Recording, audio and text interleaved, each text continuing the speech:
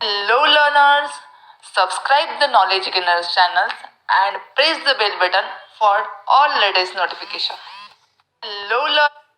Hello learners, मैं हूँ आपकी अपनी वैष्णवी और स्वागत करती हूँ आपका अपने चैनल नॉलेज गेनर्स में।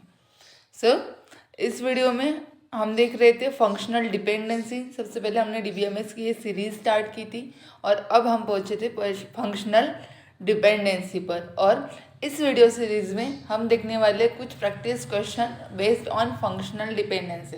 पिछले वीडियो में हमने कवर करी थी कि क्या शॉर्ट ट्रिक होगी फंक्शनल डिपेंडेंसी के क्वेश्चंस को अटेम्प्ट करने की और उन्हें अच्छे से सॉल्व करने के लिए। और इस वीडियो में भी हम कुछ प्रैक्टिस क्वेश्चन देखेंगे ताकि हम फंक्शनल डिपेंडेंसी के जो भी पॉइंट्स होंगे वो अच्छे से जल्द सॉल्व कर सके। चलिए शुरू करते फंक्शनल डिपेंडेंसी के प्रैक्टिस क्वेश्चन। जो भी मैंने क्वेश्चन लिए वो या तो किसी एग्जाम में आए हुए हैं या फिर उनके आने की ज़्यादा से ज़्यादा अपॉर्चुनिटी रहती है, इसीलिए मैंने वो क्वेश्चंस पिकअप किए हैं। आपके लिए अच्छे से अच्छे क्वेश्चन लाने की मैं कोशिश करती हूँ। सबसे पहला क्वेश्चन है हमारा, एक फंक्शनल डिपेंडेंसी हमें एक रिलेशन दिया हुआ है और उसके बेसिस पे हमें फाइंड आउट करना है कि कौन सी फंक्शनल डिपेंडेंसी हमारी वैलिड है और कौन सी नहीं। तो सबसे पहले हमारे पास एक टेबल दिया गया है जिसमें 3 एट्रीब्यूट हैं, X, Y and Z. X की 4 वैल्यूज़ है, वाई की 4 वैल्यूज़ है, जेड की भी 4 वैल्यूज़ हैं। देन हमारे पास 4 फंक्शनल डिपेंडेंसी दी है और उसके बेसिस से हमें देखना है कि कौन सी वैलिड है और कौन सी इनवैलिड है। ठीक है, तो सबसे पहली फंक्शनल डिपेंडेंसी है हमारे पास एक्स वाई टू जेड। ठीक है, एक्स वाई टू जेड जब भी हमें फंक्शनल डिपेंडेंसी दी होगी तो सबसे पहले हमने क्या शॉर्ट ट्रिक देखी थी कि सबसे पहले या अल्फ़ा टू बीटा, जब भी कोई फंक्शनल डिपेंडेंसी हमारे पास होगी अल्फ़ा टू बीटा, या तो सारे के सारे अल्फ़ा जो भी होंगे वो डिफरेंट होंगे, या अगर ये केस पॉसिबल नहीं है तो जो भी बीटा होंगे वो सारे के सारे सेम होंगे। अगर इस तरह की फंक्शनल डिपेंडेंसी है, अगर इस तरह से अल्फ़ा टू बीटा जो भी वैल्यूज़ है वो वेरी कर रही है, तो हम देख सकते हैं कि हमारी जो फंक्शनल डिपेंडेंसी है वो वैलिड है।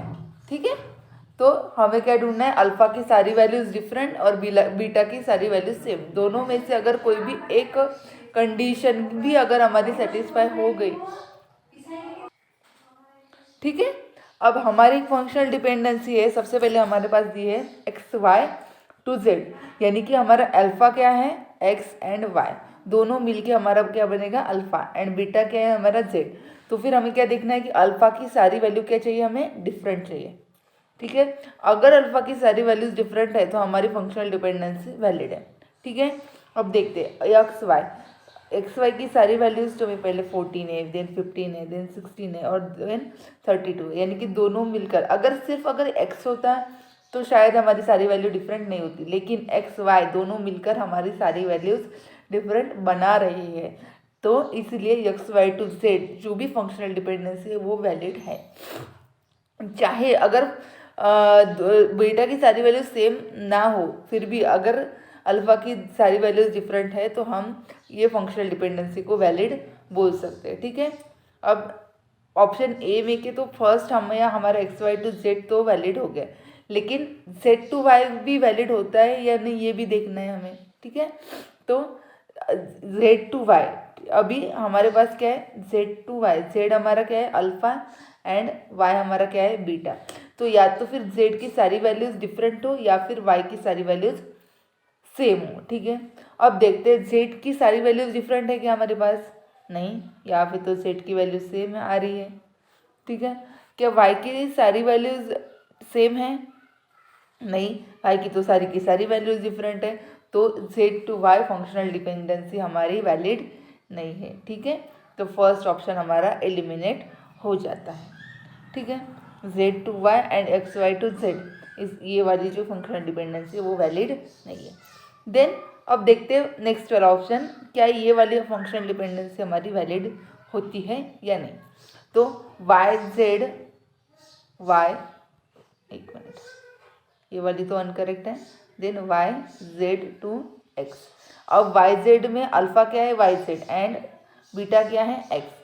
तो वाई जेड दोनों मिलकर हमारी क्या चाहिए वैल्यू सारी की सारी डिफरेंट एंड एक्स की सारी की वैल्यू सारी वैल्यू क्या चाहिए सेम। तो सबसे पहले देखेंगे कि वाई जेड की सारी वैल्यूज डिफरेंट है क्या।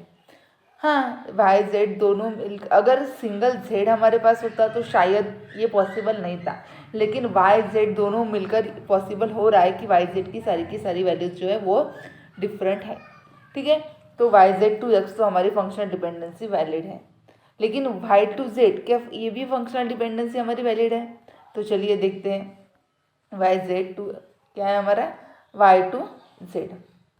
अब वाई टू जेड देखते हैं हमारी फंक्शनल डिपेंडेंसी वैलिड है। अब वाई टू जेड में वाई है हमारा अल्फा एंड जेड है हमारा बीटा। ठीक है, और वाई की सारी वैल्यूज डिफरेंट है क्या। हाँ सारी की सारी वैल्यूज डिफरेंट है, तो क्या Y to Z functional dependency हमारी वैलिड है, बिल्कुल वैलिड है। तो सेकंड ऑप्शन हो जाता है हमारा आंसर। ठीक है, ये था हमारा क्वेश्चन।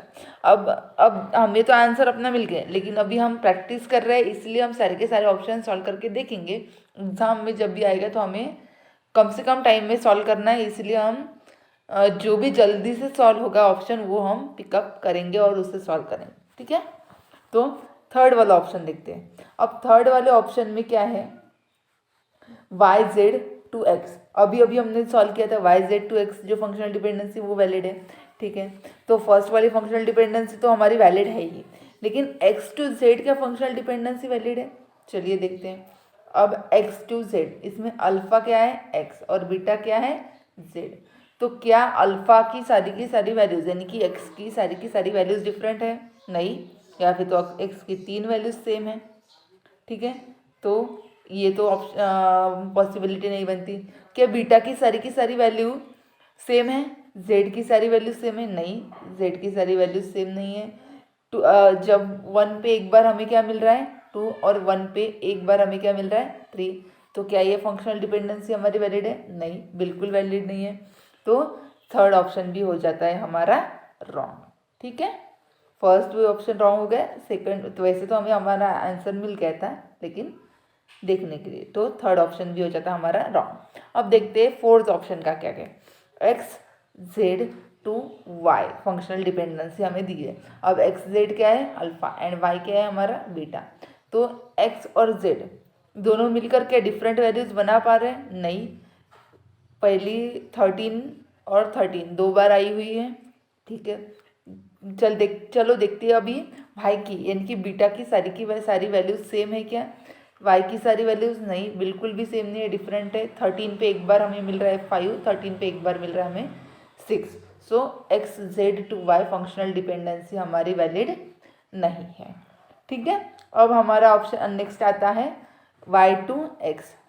वाई टू एक्स अगर वाई टू एक्स की वैल्यूज अल्फा टू बीटा अगर हमें देखिए तो वाई की सारी वैल्यूज डिफरेंट है। ठीक है, तो वाई टू एक्स जो है फंक्शनल डिपेंडेंसी हमारी वैलिड है, लेकिन क्या बोला है हमें एंड बोला है। तो एक्स जेड टू वाई अगर हमारी वैलिड नहीं है तो क्या ये फंक्शनल डिपेंडेंसी हमारी वैलिड है, नहीं। तो फोर्थ ऑप्शन भी हो जाता है हमारा गलत। ठीक है, ये था हमारा फर्स्ट वाला क्वेश्चन जिसमें हमने देखा था functional dependence. So second is our correct answer. Okay, ये था हमारा फंक्शनल डिपेंडेंसी का फर्स्ट क्वेश्चन। अब देखते हैं नेक्स्ट वाला। ठीक है, अब नेक्स्ट क्वेश्चन में क्या कहा है, इफ आर रिलेशन आर दिया है जिसमें 4 एट्रीब्यूट्स है A B C and D, और फंक्शनल डिपेंडेंसी कौन सी है A to B, A to C, B C to D. ये फंक्शनल डिपेंडेंसी वैलिड है। अब जब भी हमें इस तरह का क्वेश्चन दिया है तो हमें इस तरह के क्वेश्चन में हमें टेबल वगैरह कुछ भी नहीं दिया रहता। तो इस तरह के क्वेश्चन में हमें क्या करना है, तो देखते हैं पहले सबसे पहले किस तरह से इस क्वेश्चन को अटेम्प्ट करना है। अभी पूछा क्या है कि which of the following is incorrect बोला है। ठीक है, करेक्ट नहीं पूछा, इसलिए कभी जब भी हम क्वेश्चन सॉल्व करेंगे सबसे पहले क्वेश्चन को अच्छे से रीड करना है, क्वेश्चन की रिस्पेक्ट करनी चाहिए। ठीक है, जब भी हम अच्छे से क्वेश्चन सॉल्व करेंगे, क्वेश्चन को रीड करेंगे, तो हमें कंसेप्ट 50% तो वही क्लियर हो जाते हैं। ठीक है, तो सबसे पहले हमें ये फंक्शनल डिपेंडेंसी दी गई है अल्फा ए टू बी, और नेक्स्ट है ए टू सी। अब हमें पता है कि अगर ए टू बी लेफ्ट अगर राइट हैंड साइड सेम होगी तो लेफ्ट हैंड साइड क्या है सेम होनी चाहिए। तो अगर ए टू बी फंक्शनल डिपेंडेंसी है तो ए टू सी यानी कि ए टू बी सी होगी। ठीक है, ये वाला हमें कुछ कंक्लूजन मिल गया। क्या है हमारे पास A to B से जब भी हमारी एक साइड होगी सेम तो दूसरे साइड की फंक्शनल डिपेंडेंसी हम ऐड कर देंगे A to B से, ठीक है। एंड देन हमारे पास है B C to D, ठीक है, ये वाली फंक्शनल डिपेंडेंसी अभी हमारे पास है। अब क्या पूछा है B to D, क्या B to D functional dependency valid है। अब इस फंक्शनल डिपेंडेंसी को बोल के आप बोलोगे कि हाँ भाई B to D तो फंक्शनल डिपेंडेंसी वैलिड है, लेकिन मैं कहूँगी बिल्कुल वैलिड नहीं है। क्यों? अब यहाँ पे जैसे हमें दिया है BC to D, ठीक है, BC to D दिया है, यानी कि BC दोनों मिलकर हमारे D को फाइंड आउट कर सकते हैं। अगर कोई भी एक की वैल्यू हमारे पास नहीं होगी तो हम D की वैल्यू फाइंड आउट नहीं कर सकते, ठीक है।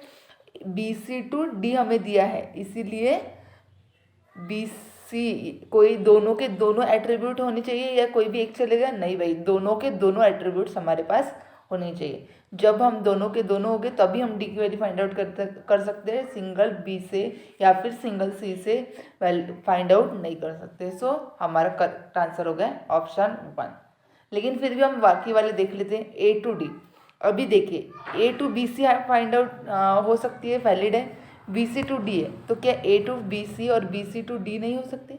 बिल्कुल हो सकती है। तो सेकेंड ऑप्शन भी हमारा करेक्ट है। A to B क्या फंक्शनल डिपेंडेंसी वैलिड है? हाँ भाई वैलिड है, डायरेक्टली दिखाई दे रहा है। तो फर्स्ट ऑप्शन हमारा हो गया करेक्ट, यानी कि इनकरेक्ट है और हमें इनकरेक्ट पूछा है तो फर्स्ट ऑप्शन है हमारा आंसर, ठीक है। इस तरह से इस क्वेश्चन को सॉल्व करना है। ओके, देन नेक्स्ट क्वेश्चन है हमारा RA रिलेशन है हमारे पास ABCDEFG, ठीक है। 7 एट्रीब्यूट्स है हमारे ABCDEF एंड G, ठीक है। देन दिया है हमें फंक्शनल डिपेंडेंसी, 3 फंक्शनल डिपेंडेंसी दी है A to B, BC to D, AEF to G। अब पूछा है which of the following is true, यानी कि करेक्ट कौन सा है वो पूछा है, ठीक है। अभी BC सबसे पहले हमारे पास जो भी फंक्शनल डिपेंडेंसी है ऑप्शन में से हम देखेंगे कौन सी वाली वैलिड होने वाली। BC to GE बोल रहे हैं अभी, ठीक है। अब BC से GE वैलिड होगी या नहीं होगी, सबसे पहले ये हमें देखना है। अभी A to B, ठीक है, A to B हमारे पास है। देन BC to D है, DE है, ठीक है। BC से क्या जा सकते हैं हम? D भी जा सकते हैं एंड BC से हम क्या जा सकते हैं? E भी जा सकते हैं, ठीक है। And AEF to G and AEF to G हमें दिया है। अब क्या B और C मिलकर G और E की वैल्यू फाइंड आउट कर सकते हैं? नहीं, क्योंकि BC से हम E की वैल्यू तो फाइंड आउट कर लेंगे, लेकिन क्या G की वैल्यू फाइंड आउट कर सकते हैं? नहीं, उसके लिए हमें A भी चाहिए, E भी चाहिए और F भी चाहिए, ठीक है। A, E एंड F, तो A, E और F तो हमारे पास है ही नहीं, तो फर्स्ट ऑप्शन हो जाता है हमारा एलिमिनेट, ठीक है। अब देन हमारे पास है A, C एंड F। अब सबसे पहली बात, ठीक है, सबसे पहली बात हमारे पास क्या है? A, C और F। A, C और F से हम क्या क्या फाइंड आउट कर सकते हैं? A से फाइंड आउट कर सकते हैं हम, A, C, F तो हम फाइंड आउट कर ही सकते हैं। देन A से हम फाइंड आउट क्या कर सकते हैं? B, एंड B और C मिलकर क्या करेंगे? D और E, और A, E और F मिलकर क्या फाइंड आउट करेंगे? G। तो क्या D और G फंक्शनल डिपेंडेंसी वैलिड है? बिल्कुल वैलिड है, हम फाइंड आउट कर सकते हैं। तो ये हो गया हमारा correct answer, A, C, F tends to D, G, ठीक है। Then A tends to D, G। A से हम D, G फाइंड आउट कर सकते हैं क्या? चलिए देखते हैं। A से हमें क्या फाइंड आउट करना है? D और G। अब यहाँ पे हमें दिया है A to B find out कर सकते हैं, ठीक है। B से अकेले B से हम क्या फाइंड आउट कर सकते हैं? कुछ भी नहीं, तो ये भी हमारी हो जाता है option wrong. Then B to D, G बोला है, अकेले B से तो हम सिर्फ B तक ही पहुँच सकते हैं, उसके अलावा किसी और से फाइंड आउट नहीं। अगर B के साथ C दिया होगा तो D और E फाइंड आउट कर लेंगे, लेकिन अगर अकेला B है तो हम उससे कुछ भी फाइंड आउट नहीं कर सकते। तो फोर्थ ऑप्शन भी हो जाता है हमारा इनकरेक्ट। तो करेक्ट ऑप्शन कौन सा है हमारा? Option number second. कौन सा है? ठीक है, कौन सा है हमारा आंसर है? ऑप्शन 2। तो इस तरह से हमें फंक्शनल डिपेंडेंसी के जो भी क्वेश्चन है उसे सॉल्व करना है। ठीक है, आई होप कि आपको ये वीडियो अच्छे से समझ आ गई होगी। तीनों के तीनों क्वेश्चन आपको अच्छे से समझ आए होंगे और आप इसी तरह के कुछ प्रैक्टिस क्वेश्चन सॉल्व भी करेंगे ताकि आपको आने वाले जो भी फंक्शनल डिपेंडेंसी के क्वेश्चन होंगे वो आपको अच्छे से हो जाए। ठीक है, और अब आने वाले जो भी वीडियोस रहेंगे उसमें देखेंगे हम क्लोजर किस तरह से फाइंड आउट करना है और उस पर बेस कुछ प्रैक्टिस क्वेश्चन। ठीक है, तो चलिए मुझे दीजिए थोड़ा समय ताकि जल्द ही हाजिर हूँ आपके लिए अच्छे से अच्छे वीडियो लेकर। ठीक है, thank you, keep learning, keep watching.